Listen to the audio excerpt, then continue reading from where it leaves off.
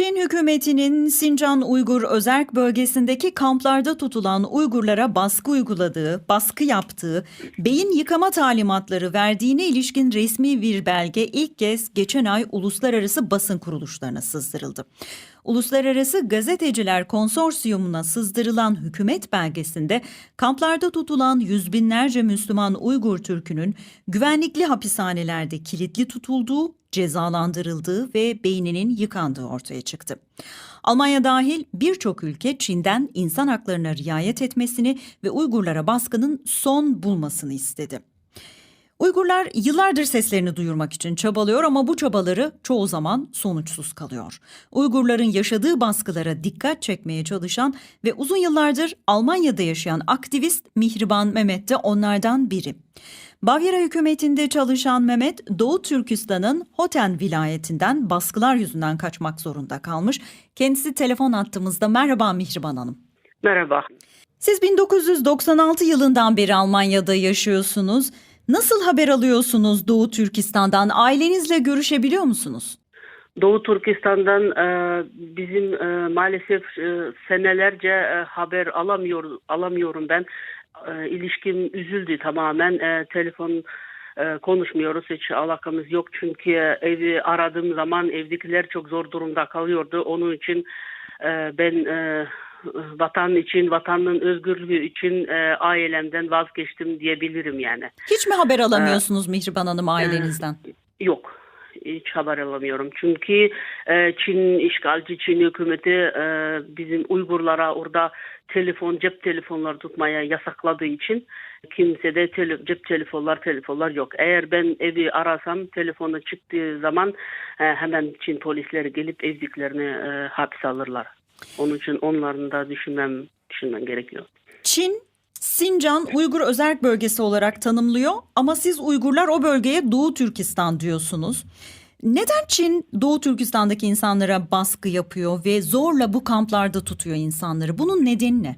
1933 yılında ikinci defa 1944 yılında bağımsızlık ilan edilmişti Doğu Türkistan Cumhuriyeti'ne. Maalesef uzun sürmedi. 49. yılda Çin komünist işgal etti vatanımızı. O zamandan beri Doğu Türkistan ismiyle kalıyor. Biz de öyle kabul ediyoruz onu. Doğu Türkistan diyoruz.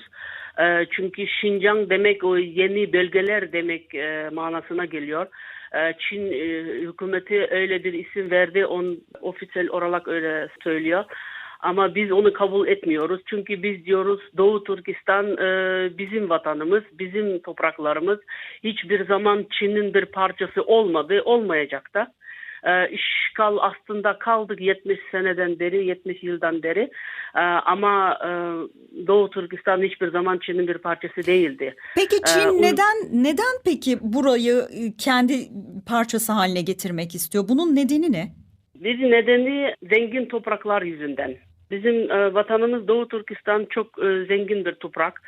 Orada zenginlik her şey var. Yani pamuk, petrol, kömür, altın, taşlar, keten, ipek gibi şeyler çıkıyor oradan çok.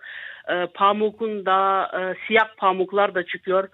Ekonomik olarak Çin'i hayatta tutan zaten bizim zengin topraklarımızdan alan baylıklar yani zenginlikler. Hı hı. Peki Uygurların zorla tutulduğu kamplarda ne kadar Uygur ya da başka azınlıklardan insanların olduğu tahmin ediliyor? Çünkü yüz binlerce deniyor ama net bir rakam yok, tam olarak bilinmiyor.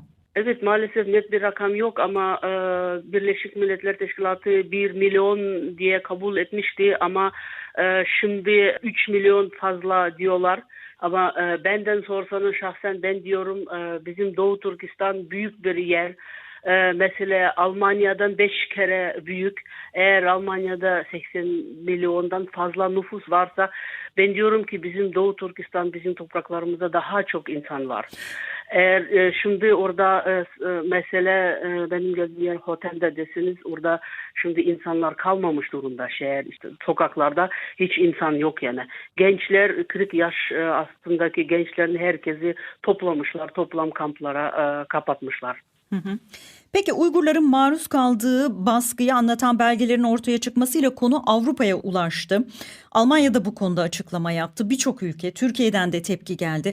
Almanya, Türkiye ya da diğer Avrupa ülkeleri Uygurların yaşadığı baskıların sona ermesi için ne yapmalı?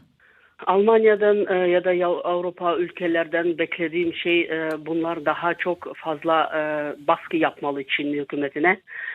Bu ceza kamplarının derhal kapatılması için, oradaki olan zulümlerin bitirilmesi için. Çünkü bunların ekonomik ilişkileri çok fazla olduğu için Avrupa olsun ya da cümleden Almanya olduğu için her ilişkiler yaptığı zaman bunlar masaya koymalı. Bunu yapabilirler yani. Şimdi bize kimse yardım etmese, bir şey demese o zaman Uygurlar bitecek, gidecek. Onun için ben Avrupa'dan, Almanya'dan demokratik ülkeler olarak bunlardan onu bekliyorum. Çin'e baskı yapacak diye.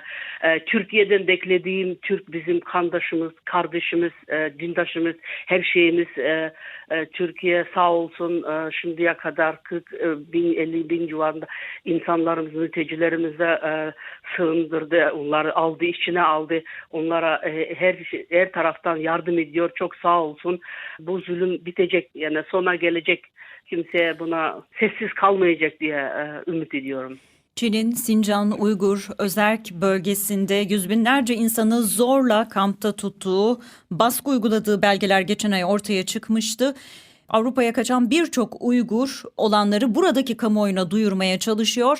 İşte o insan hakları aktivistlerinden biri Mihriban Mehmet yayınımıza konuk oldu. Sorularımızı yanıtladı. Çok teşekkür ediyoruz Mihriban Hanım. Ben de teşekkür ediyorum.